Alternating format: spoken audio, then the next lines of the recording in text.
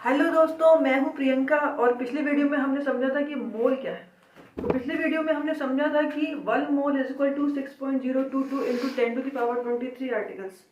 और दोस्तों, हमने ये भी बात की थी कि यदि हम ऐसी वस्तुओं को 1 मोल की क्वांटिटी में लेते हैं जो नेकेड आई से आसानी से दिखाई नहीं देती, तो वो बहुत कम स्पेस घेरती है। एग्जाम्पल के तौर पे एटम्स, आयंस और मॉलिक्यूल्स। और दूसरी तरफ हमने उन वस्तुओं को देखा जो हमें नेकेड आई से दिखाई देती हैं, सामान्य आंखों से हम जिन्हें देख सकते हैं। स्थूल वस्तुएं जैसे कि आप बनाना ले लीजिए, आप स्ट्रॉबेरी ले सकते हैं, आप पेंसिल ले सकते हैं, आप एनीथिंग कुछ भी ले सकते हैं जो हम सामान्य आंखों से वो वस्तुएं देख सकते हैं। तो सामान्य वस्तुओं को हम 1 मोल की संख्या में जब लेते हैं, इन वस्तुओं को जिन्हें सामान्य आंखों से देखा जा सकता है, तो वो हमारी अर्थ को 3 टाइम्स कवर करती है, मतलब बहुत ज़्यादा क्वांटिटी में रहती है। और एक मानव के लिए उसे काउंट करवाना इस नंबर को इम्पॉसिबल होता है। तो दोस्तों, चलिए मोल कॉन्सेप्ट को हम आगे की ओर ले चलते हैं। और एक और चीज़ दोस्तों, एक इम्पॉर्टेंट चीज़ कि जो मोल नंबर है 6.022 इंटू 10⁻23, इस नंबर को एन ए नंबर भी बोलते हैं। एन ए से डिनोट करते हैं और इसे बोलते हैं एवोगैड्रो नंबर। Avogadro number.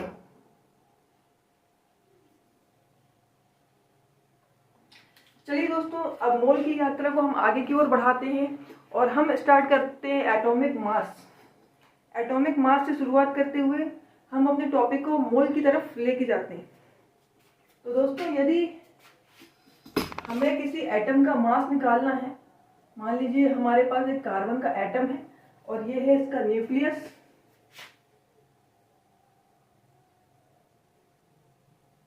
जिसमें होते हैं न्यूट्रॉन और प्रोटॉन, और बाहर की तरफ जो शेल होती है उसमें इलेक्ट्रॉन रिवॉल्व करते रहते हैं। ये सब आप जानते हैं। Carbon atom. और हम बात कर रहे हैं एटॉमिक मास। Atomic mass.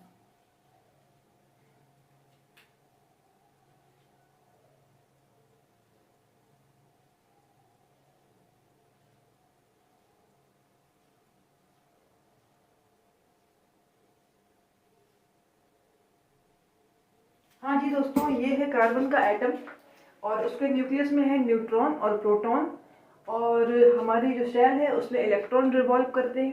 तो दोस्तों, हम निकाल रहे हैं हम कार्बन एटम का मास। हम चर्चा कर रहे हैं कार्बन एटम के मास को फाइंड करने की। तो दोस्तों, मान लीजिए एग्जाम्पल के तौर पे यदि हमें अपना मास निकालना है, तो हमारे अंदर जो भी चीज़ें हैं उसका यदि हम योग कर देंगे तो हमारा मास निकल के आ जाएगा। जैसे हमारी बॉडी में बोन्स है, मसल्स है, ब्लड है इत्यादि। ठीक उसी तरह दोस्तों, हमें अगर एटॉमिक मास निकालना है तो एटॉमिक मास निकालने के लिए एटम्स में जो जो एंटिटी मौजूद होती है उसको हम प्लस कर देंगे तो एटम का मास आ जाएगा। अब एटम्स में क्या क्या होता है, हमने देखा न्यूक्लियस में न्यूट्रॉन होता है, प्रोटॉन होता है और बाहर होते हैं इलेक्ट्रॉन। तो दोस्तों चलिए, मास ऑफ 1 कार्बन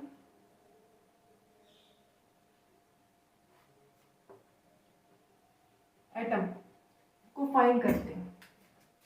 तो अब इसमें क्या है, मास ऑफ, सबसे पहले प्रोटॉन, क्योंकि कार्बन के एटम में क्या है, प्रोटॉन, न्यूट्रॉन, इलेक्ट्रॉन। तो mass of proton plus mass of neutron plus mass of electron. ये 3 एंटिटी किसी भी एटम में मौजूद होती है और ये 3 एंटिटी को प्लस करने पर एटॉमिक मास आ जाता है। तो दोस्तों चलिए निकालते हैं mass of proton, mass of neutron और मास ऑफ इलेक्ट्रॉन। तो दोस्तों, हम जानते हैं या नहीं जानते तो मैं बताती हूँ कि जो प्रोटॉन है, प्रोटॉन का मास होता है, mass of proton is equal to 1.67 into 10⁻⁻24 gram. और हमारे कार्बन में हमने लिया है कार्बन का एग्जाम्पल, तो कार्बन में होंगे 6 प्रोटॉन। तो 6 और प्रोटॉन की वैल्यू लिख देंगे 1.67 इंटू 10⁻⁻24 प्लस आगे की ओर बढ़ते हैं, मास ऑफ न्यूट्रॉन। न्यूट्रॉन की संख्या 6 है। और अब हमें लिखना है मास ऑफ न्यूट्रॉन। तो जो मास ऑफ न्यूट्रॉन होता है वो प्रोटॉन के मास के लगभग बराबर होता है। यानी तो मास ऑफ न्यूट्रॉन हम क्या लिखेंगे, यही 1.67 इंटू 10⁻⁻24 ग्राम। मैंने आपको ये बताया कि जो मास ऑफ प्रोटॉन है और मास ऑफ न्यूट्रॉन है, इन दोनों का जो मास होता है वो लगभग बराबर होता है। तो इसलिए जो मास ऑफ न्यूट्रॉन है उसकी जगह हम मास ऑफ प्रोटॉन ही लिखेंगे, क्योंकि दोनों की वैल्यू लगभग सेम होती है। 1.67 इंटू 10⁻⁻24। अब बारी आती है इलेक्ट्रॉन की। तो दोस्तों जो मास ऑफ इलेक्ट्रॉन है वो मास ऑफ प्रोटॉन के 1837 गुना कम होता है। यानी जो मास ऑफ इलेक्ट्रॉन है उसमें जब हम 1837 का गुणा करेंगे तब जो प्रोटॉन का मास तब आएगा। यानी इलेक्ट्रॉन का जो मास है प्रोटॉन के मास के लगभग 2000 गुना कम है। इसलिए साइंटिस्ट लोगों ने इस वैल्यू को नेग्लिजिबल मान लिया और उससे हमने कैलकुलेशन में लिया ही नहीं। अब इसका मास कितना होता है, मास ऑफ इलेक्ट्रॉन का मास कितना होता है, इलेक्ट्रॉन का मास होता है 9.1 इंटू 10⁻⁻31 kg। और यदि इसे हम ग्राम में लिखना चाहें तो 9.1 इंटू 10⁻28 ग्राम।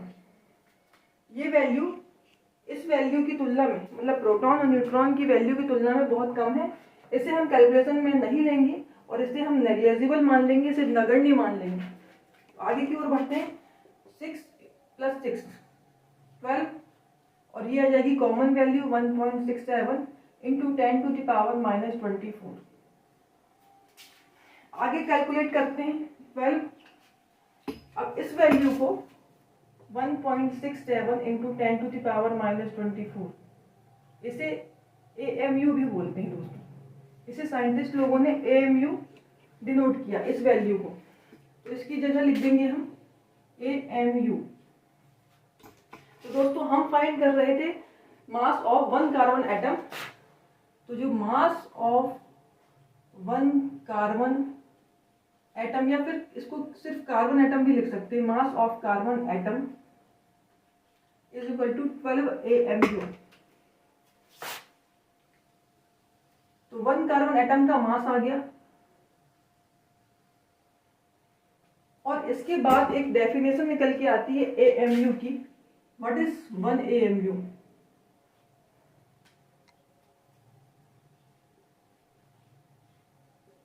इस 12 को नीचे लेके जाएंगे तो mass of carbon atom upon 12।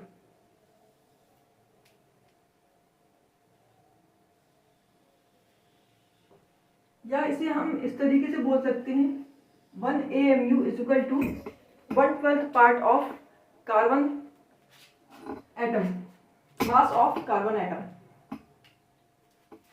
ये डेफिनेशन आपको 9th की बुक में भी मिलेगी और ये डेफिनेशन आपको, ये फार्मूला जो है इसकी डेफिनेशन और साथ में ये फार्मूला 9th की बुक में और 11th की बुक में भी मिलेगी। मगर ये बहुत सारे बच्चों को समझ में नहीं आती कि ये वैल्यू आई कैसे।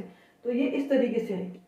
अब दोस्तों आगे की ओर बढ़ते हैं। मास ऑफ कार्बन एटम आया हमारा 12 AMU। हम बात करेंगे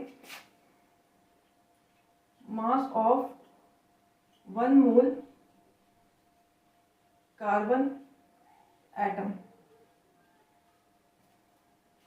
ठीक वैसे ही दोस्तों, जैसे 1 पेन की कीमत होती है 5 रुपए, तो 5 पेन की कीमत होगी 5 × 5 इज इक्वल टू 20। ठीक उसी तरीके से हमारे पास वैल्यू है एक कार्बन की 12 AMU और हमें निकालना है 1 मोल कार्बन की वैल्यू। तो इंटू 1 मोल में कितने होते हैं कार्बन एटम, 6.022 इंटू 10⁻23 एटम।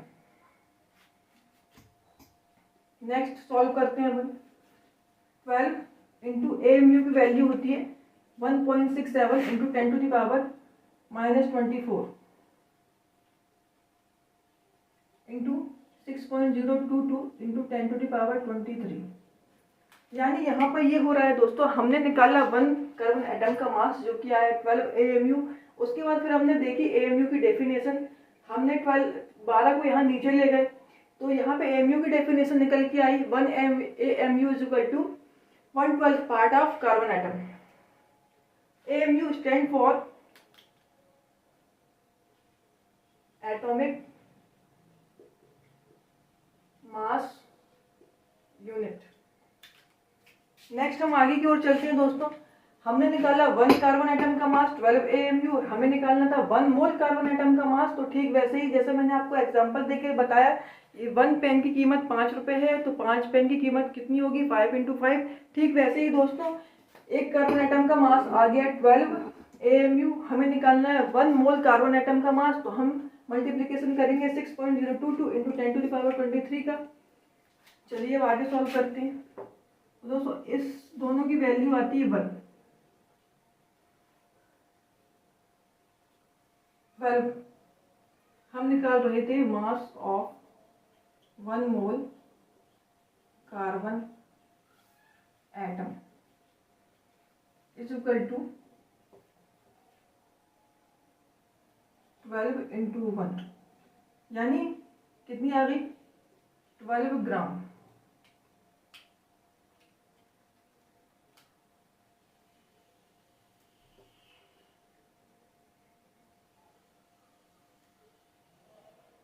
तो दोस्तों यहाँ पर ध्यान देने वाली बात यह है कि यदि मैं कार्बन एटम की बात करती हूँ और उसके मास की बात करती हूँ कि mass of 1 carbon atom is equal to 12 AMU, और हमने बात किया 1 मोल कार्बन एटम की, तो उसकी वैल्यू आई 12 ग्राम। यानी यहाँ पर आप एक अंतर देख सकते हैं कि 12 यहाँ पर भी है जहाँ हम 1 एटम की बात कर रहे हैं, सॉरी 12 यहाँ पर भी है जहाँ पर हम 1 एटम की बात कर रहे हैं, और 12 यहाँ पर भी है जहाँ पर हम 1 मोल कार्बन एटम की बात कर रहे हैं, पर यहाँ पर लगा हुआ है ग्राम और यहाँ पर लगा है AMU। तो ठीक इसी तरह दूसरे एटम का भी हम देख सकते हैं और दूसरे मॉलिक्यूल्स का भी देख सकते हैं। हमें सिर्फ कुछ नहीं करना, यदि हम 1 मोल की बात करते हैं तो वहां पर हमें AMU की जगह ग्राम लगाना है। जैसे कुछ एटम्स के आपको याद होने चाहिए एटॉमिक मास, जैसे कि हाइड्रोजन का 1 AMU, कार्बन का आप अधिक से अधिक आपको एटॉमिक मास पता होना चाहिए। 12 AMU कार्बन का होगा, नाइट्रोजन का होगा 14 AMU, एल्यूमिनियम का 27 AMU, पोटेशियम की बात करें तो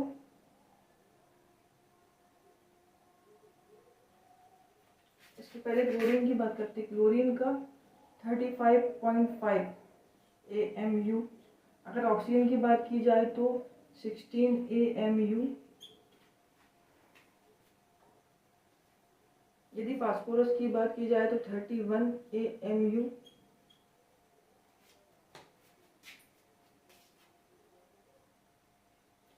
इसी तरह दोस्तों आपको बहुत जितने चाहें आप एटम के एटॉमिक मास याद करेंगे, जितने ज़्यादा उतना ही बढ़िया होगा। तो दोस्तों ये है वन एटम, यहाँ बात हो रही है 1 एटम की, 1 एटम, यहाँ पर हम बात कर रहे हैं 1 एटम की, और यहाँ पर बात करेंगे 1 मोल की। तो यहाँ पर हाइड्रोजन कितना आएगा, जब हम 1 एटम की बात करते हैं तो 1 AMU, और यदि हम 1 मोल हाइड्रोजन एटम की बात करते हैं तो 1 ग्राम। इसी तरह कार्बन में अगर बात करें तो अगर हम 1 एटम की बात करते हैं तो 12 AMU, और 1 मोल कार्बन एटम की बात करेंगे तो 12 ग्राम। आगे की ओर बढ़ते हैं अपन, 14 ग्राम, 27 ग्राम, 35.5 ग्राम क्लोरीन का, 16 ग्राम ऑक्सीजन का, और फास्फोरस का 31 ग्राम फास्फोरस का। ये तो बात हुई एटम की। आगे हम बात करते हैं मॉलिक्यूल की, जैसे मास ऑफ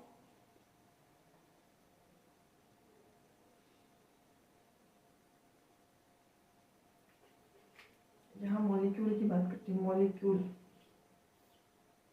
H2O की बात करें यदि, तो H2O को कैसे निकलेगा एक मॉलिक्यूल का, आपको पता है हाइड्रोजन का होता है 1 और हमारे पास है 2 हाइड्रोजन, और ऑक्सीजन को होता है 16 AMU।